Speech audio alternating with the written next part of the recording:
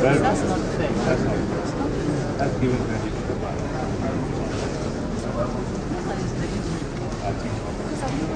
May I start by thanking our chief host, my brother, my colleague, Labaran Maku, Minister of Information.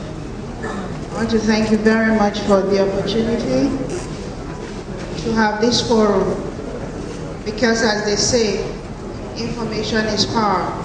And when we give you the information, you have the power to judge us. You have the power to know what we are doing and how this present administration is making it better for your lives. But most importantly, you will know what we have accomplished, where we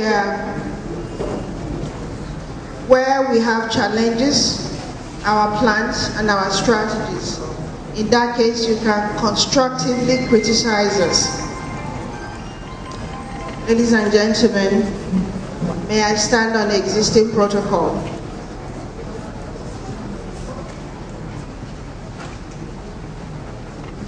Unfortunately, I do not have enough time to showcase to you all that we have done, to showcase to you how daring our president is in strategically repositioning aviation, but most importantly, how he has done what he has done with a strategic master plan. But what we're going to endeavor to showcase to you today is the fact that from onset we started with a platform that did holistic review of the system, a platform that holistically reviewed the system to ensure that we don't repeat what has been done before, to ensure that aviation is brought into the mainstream, and recognize the fact that aviation is an economic tool that can be used to transform the nation's economy.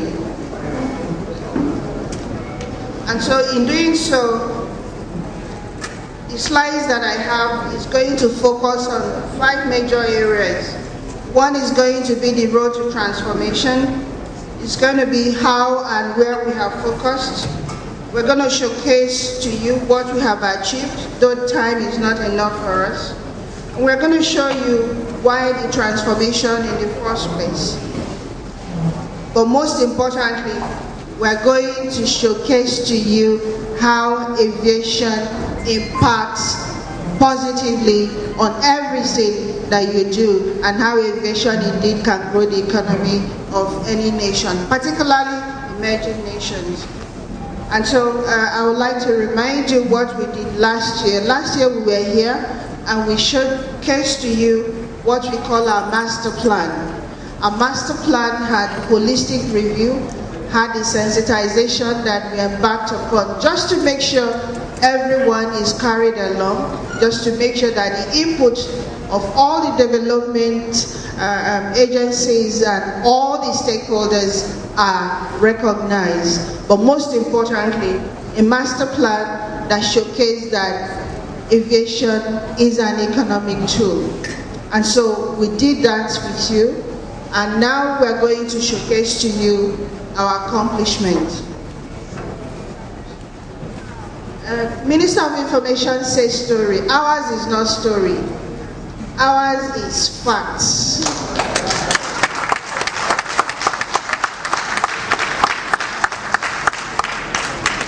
Ours is resurrection of a dead sector.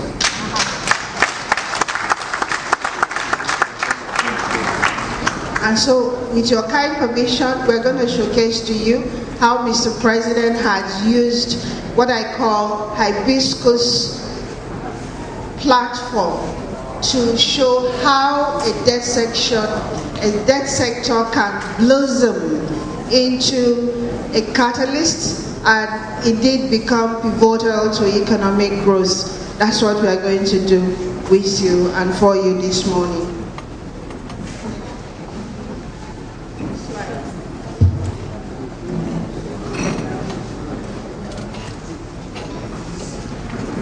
Ladies and gentlemen, as we were proceeding, we had a mini gap when the Dana accident happened. When that occurred, it was a horrible time in all our lives, particularly for those of us in aviation, because it slowed us down. But what it did was to ensure and to prompt us to do what we call fast tracking. And so we had to fast track what would have come at the mid of our strategic section, and that was to set up a presidential committee. The presidential committee came up with about 21 recommendations on the things we need to do to improve our safety, our security, and to improve customers' comfort. All that I can tell you today, we have accomplished 95% of them.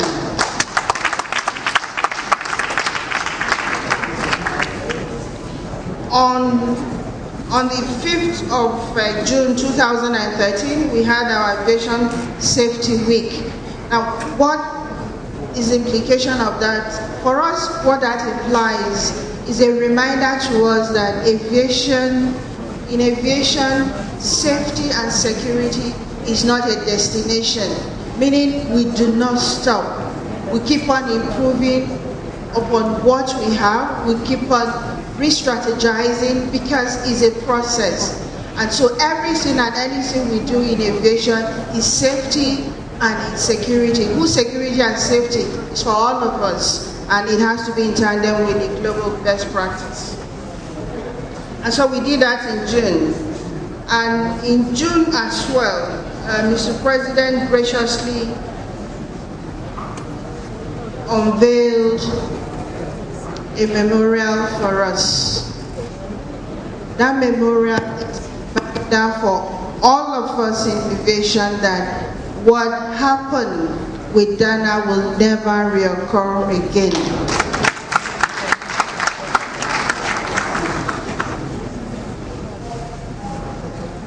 And so the safety, again, for us in aviation, is not a destination, it's an ongoing process, and we continue to ensure that we are on top of it. As you might all know, for those in aviation, that Nigeria has become a reference point on how safety and security in aviation needs to be. And so for every lecture, for every forum, Nigeria is the reference point, and I think it's a huge accomplishment for us.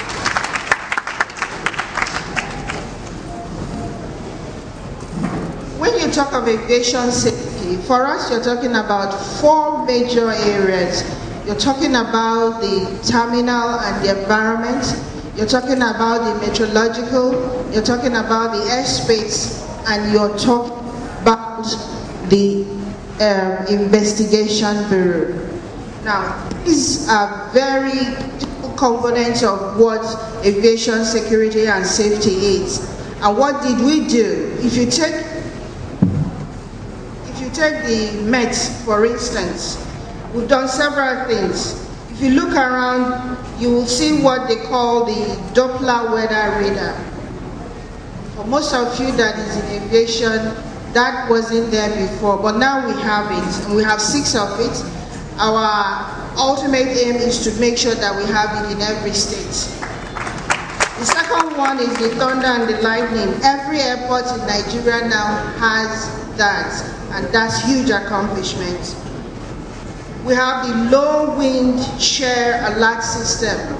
If you recall the accident that happened in Port Harcourt, the inference is that one of the reasons that happened was because this equipment was not in existence.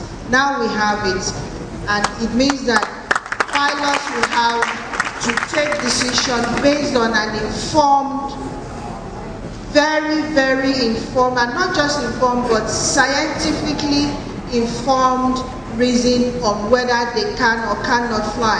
And so the decisions becomes the captain as the chief officer in charge whether he cannot fly. Then we have also installed what they call integrated aviation weather observing display units, color words. Most African nations don't have this system. In Nigeria, we have them now in abundance. Now we have National Weather Forecasting Climate Research Center in Abuja. Now, if you also read about NIMET, you will find out that Africa is represented by Nigeria. And in World NIMET Forum, it's only Nigeria that is the country representing Africa, and that's huge for us. But let me tell you the apex of it is the fact that NIMET, because of the procedures and the infrastructures and the facility in place now, has won what they call ISO 9001. Can you clap for NIMET, please? Incidentally, we are the only sub-Saharan African country that has this equipment in place.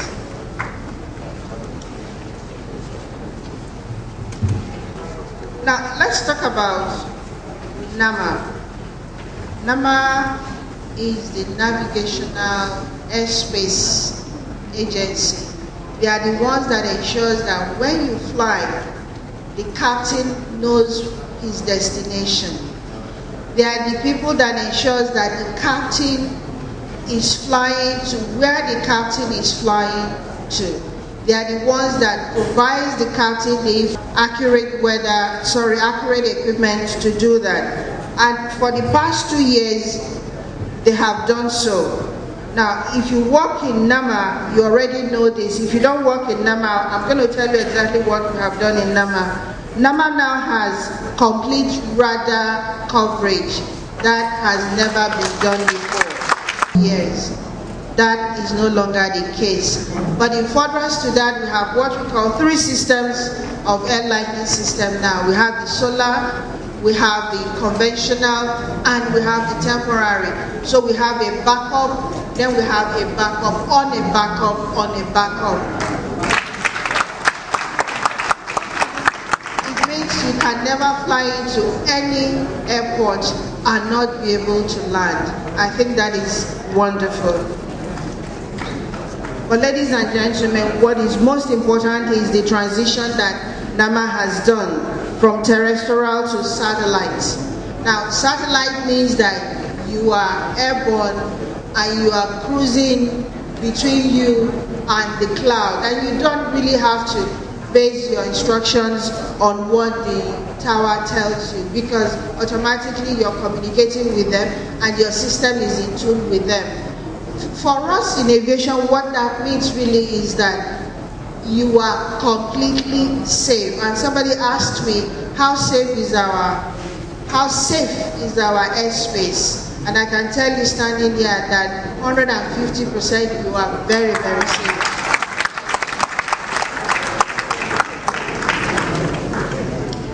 In NAMA also, we have created what we call search and rescue system. It was in existence, but is reinforced now. Why do we have to do that? We don't pray that accidents should happen. Indeed, accidents will not happen again. But in the event it does happen, we'll be ready to ensure that we curtail the incident of the accident if it does happen. AIP. We have added a P. It used to be AIP, now it's AIPB. Why the P? The P is because often you have reports on what and why an accident has occurred. Now, how do you stop the occurrence of that? Nobody, and it's not done. And we believe that it's not in tandem with the international best practice. And so everything in aviation has to be in line with global best practice.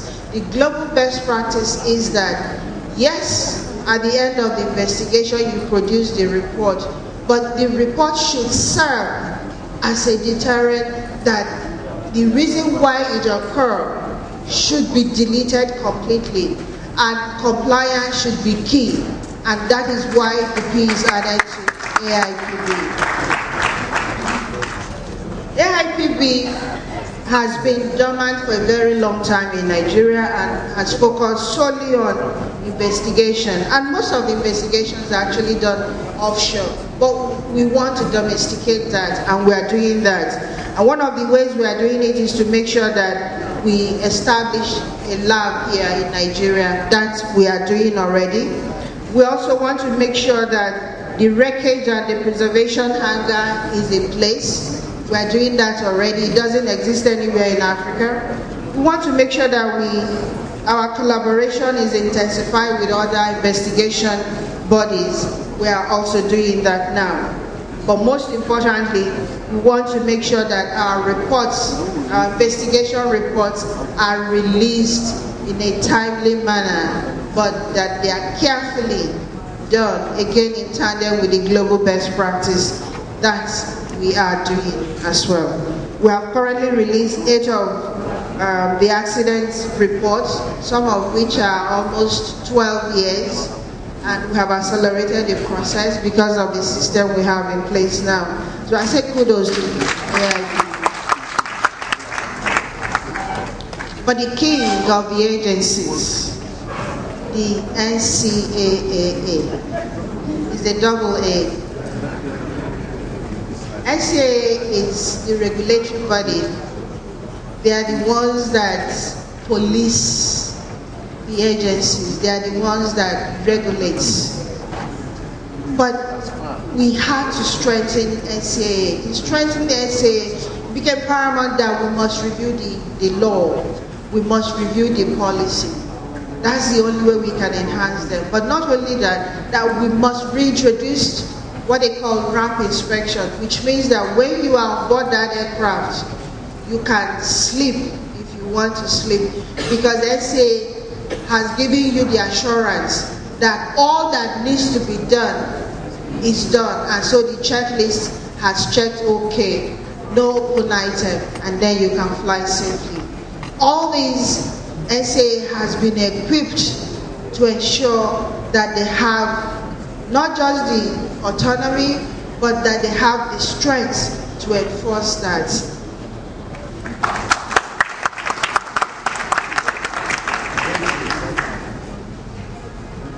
In doing so, of course, NCAA has to work with other international organizations, the FAA, the ICAO, and all the other international regulatory bodies. But what is most important is that any airline that is flying anywhere within our airspace, NCAA have you on monitor, because they have a system called PBN. PBN monitors the navigational operation of every and any aircraft. So you can't tell NCAA that you're going to Maiduguri while you're going to Port Harcourt. They have you on screen. And I think that is wonderful security.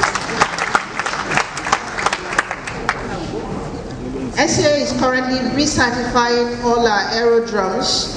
The essence of that is, again, you can have an aerodrome that aesthetically looks very good, but may not be safety compliant.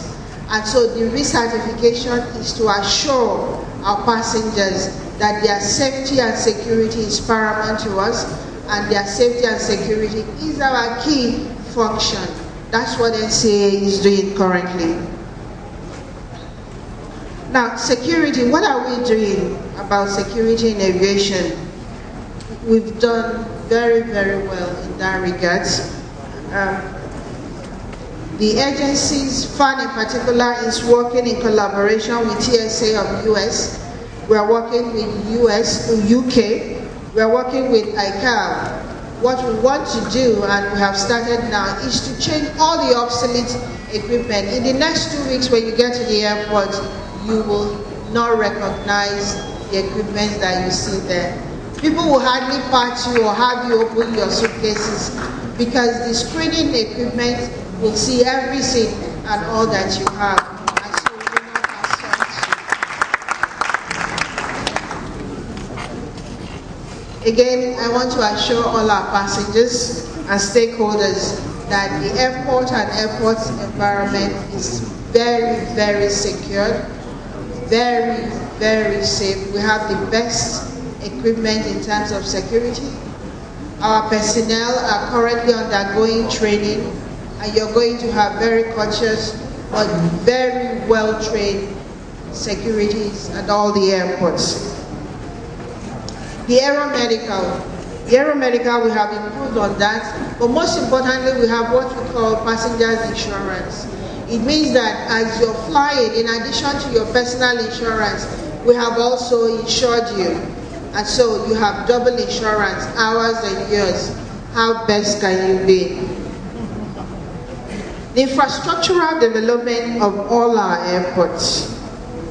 Now, every single one of us in this room, I believe, has flown at some point for the past 2 years.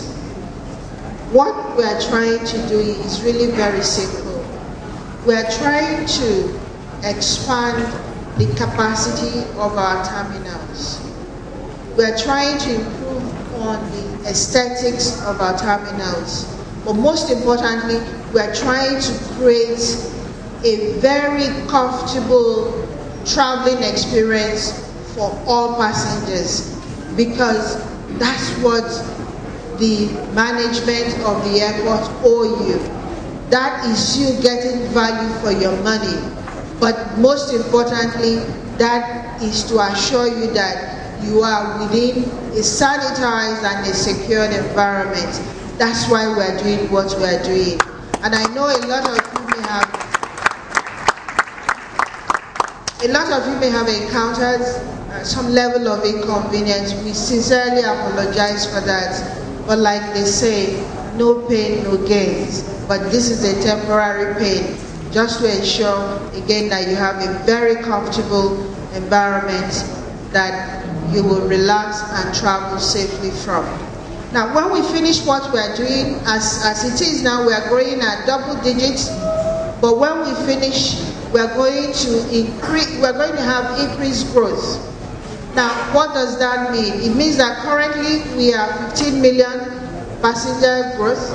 Next year, we are aiming at 20, and there is no other African country that grows, indeed no country in the world that has double-digit growth. I think that is very, very encouraging for us. We started with 11 terminal renovation. Now we've added another 11 to complete the 22 we have, and our target is by year 2014, all the airports would have increased by 40%. Some actually we're doubling the sizes, would have increased. But what I think is very exciting for us in FAN in particular, and indeed all the agencies, is that Mr. President has graciously approved that we are going to have 6 brand new international terminals.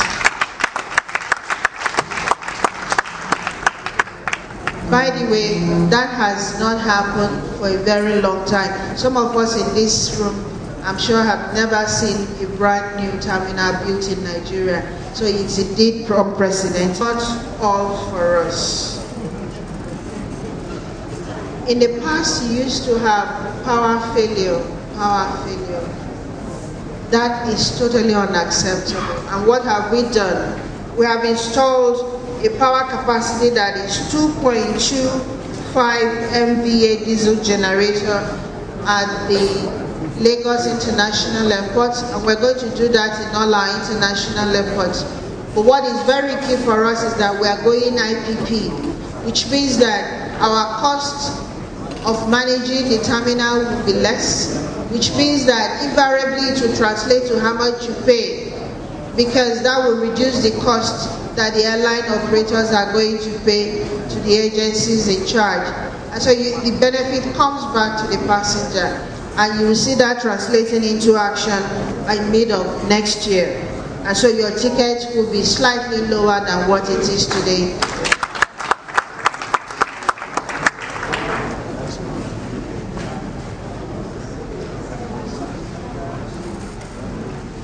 Now, aviation as you know, and as I said before, has become catalyst for economic transformation in emerging